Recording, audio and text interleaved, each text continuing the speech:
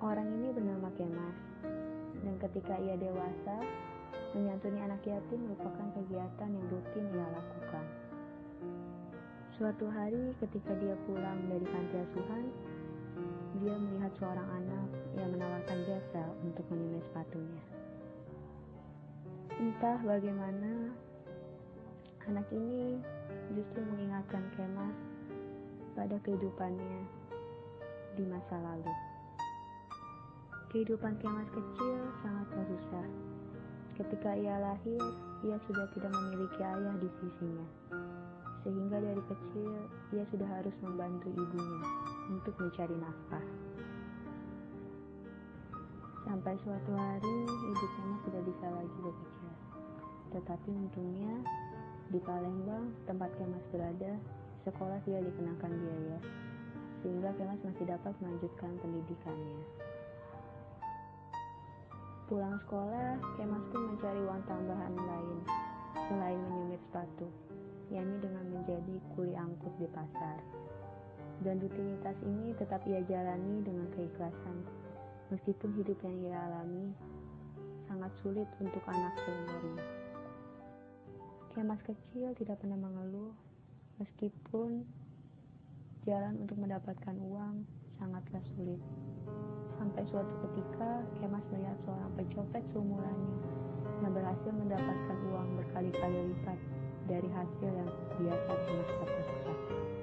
Di dalam hati sebenarnya Kemas iri. Ya, Kemas sangat iri. Karena dengan mencopet, Kemas bisa mendapatkan uang lebih mudah. Tetapi, ya, Kemas masih ingat pesan ibunya. Kemas masih takut kepada Allah yang Maha Kuasa, yang selalu mengawasinya setiap saat. Sayangnya di hari yang sama, sepulang Kemas ke rumah, Kemas mendapati bahwa ibu yang ia sayangi telah tiada. Kemas kecil terpukul. Kemas benar-benar sangat terpukul. Ia merasa hidup ini benar-benar tidak adil, terlalu tidak adil untuk anak kecil dia. Kemas kecewa kepada Allah.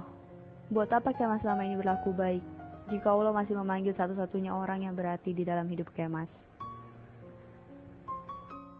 3 tahun kemudian, Kemas tidak lagi menyemir sepatu, tidak lagi menjadi kuli angkut di pasar. Tetapi jalan yang ditempuh Kemas justru terbalik. Kemas yang dulu anak baik-baik, kini sudah menjadi pencopet yang handal.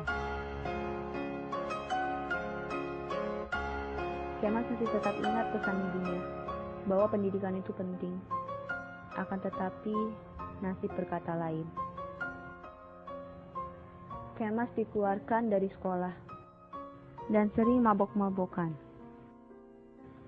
Ia sekarang menjadi brutal karena pengaruh teman-teman segengnya. Ia juga sering terlibat perkelahian dan selalu membawa senjata tajam kemanapun ia pergi. Kemas dan teman-temannya selalu berhasil dalam setiap perkelahian. Sampai malam ini, Allah berkata lain. Ternyata jumlah geng lawan lebih banyak daripada jumlah teman-teman Kemas.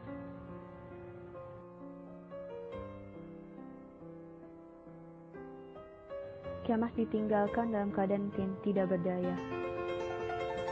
Akan tetapi saat seperti itu, justru Allah menyadarkan Kemas bahwa jalan yang ia tempuh selama ini salah.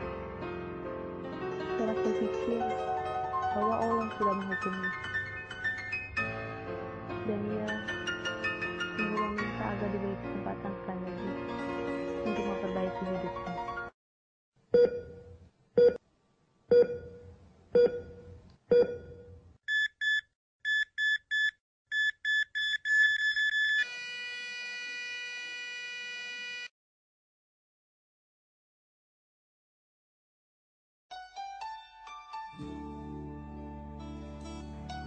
Dan ternyata Allah sungguh-sungguh memberikan kesempatan itu. Kemas terbangun di sebuah rumah sakit dengan balutan di perutnya. Kemudian datanglah seorang bapak yang ternyata menolongnya. Kemas tersadarkan, dan ia berjanji bahwa ia akan memanfaatkan kesempatan yang sudah Allah berikan.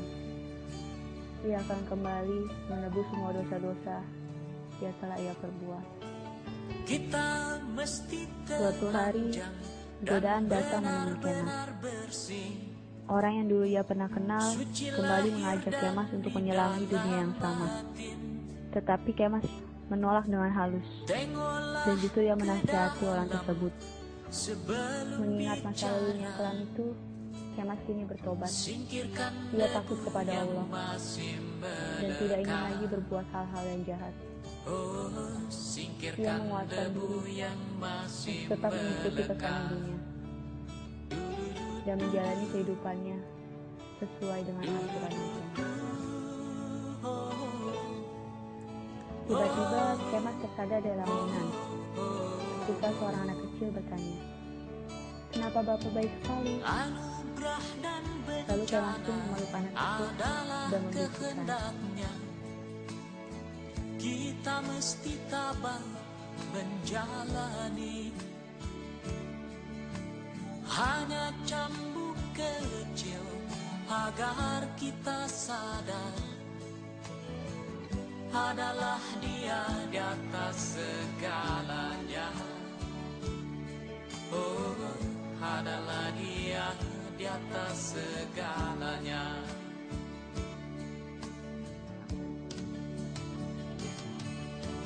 Anak menjerit-jerit, asap panas membakar, lahar dan badai menyapu bersih.